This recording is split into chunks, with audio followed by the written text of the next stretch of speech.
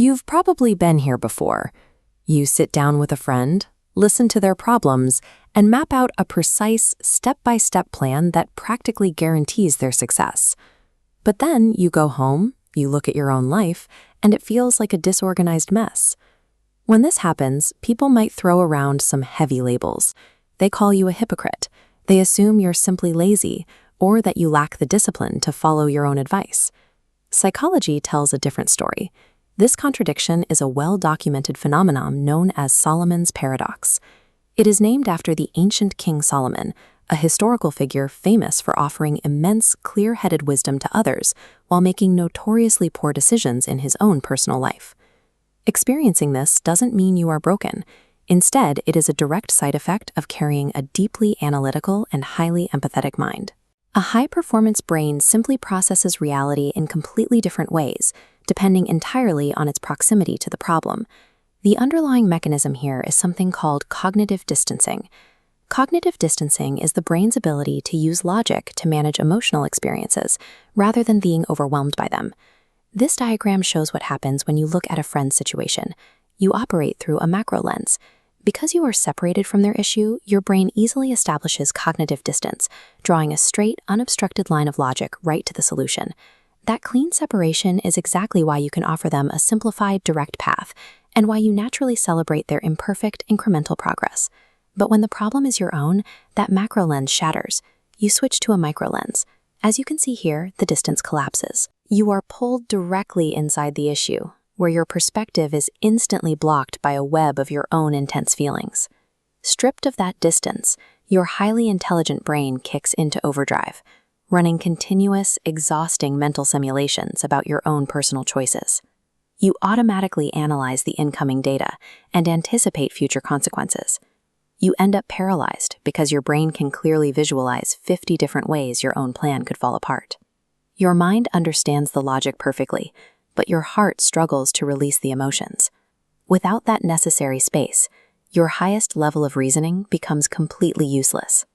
On top of this, an intelligent mind runs a massive amount of background processing.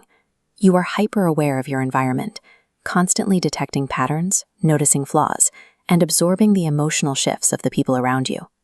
This chart shows the resulting drain on your cognitive stamina, a process known as bandwidth depletion. Your brain allocates massive chunks of its processing power to solving the external world. By the time you finally turn inward to face your own life, that capacity gauge is sitting at 0. You simply have no mental energy left for yourself. Self-compassion is an active, high-effort cognitive process. When your bandwidth is depleted, your brain loses the energy required to soften its own observations. It defaults to its most practiced habit, rigorous, unfiltered analysis. This is the danger of intelligence without the energy for self-mercy. Your internal standards remain high, but you no longer have the cognitive resources to filter your self-monitoring. That awareness curdles into chronic self-criticism.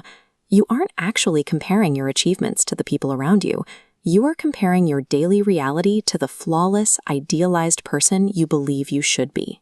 Because you are mentally exhausted and judging yourself against an impossible standard, an everyday personal puzzle stops looking like a simple problem to solve and mutates into a massive personal failure in your own mind. Every trait that makes you effective at guiding others, the overanalysis, the hyper-awareness, the high standards, comes with a corresponding internal weight. Paralyzing overthinking and harsh judgment are direct outcomes of a high-resolution mind. This ability to deconstruct complex situations and guide others through their darkest moments is a rare psychological asset. To use this asset on your own life, you have to adopt the same objective distance you naturally have for everyone else. Practice viewing your own emotional experiences as if they belonged to a stranger, treating your own life with the same objective precision you offer your friends for free. Genuinely understanding the mechanics of your own mind, knowing exactly why you act the way you do, changes how you navigate your daily life. Stay observant, and remember that sometimes the minds most capable of helping others are the ones that require the most grace from themselves.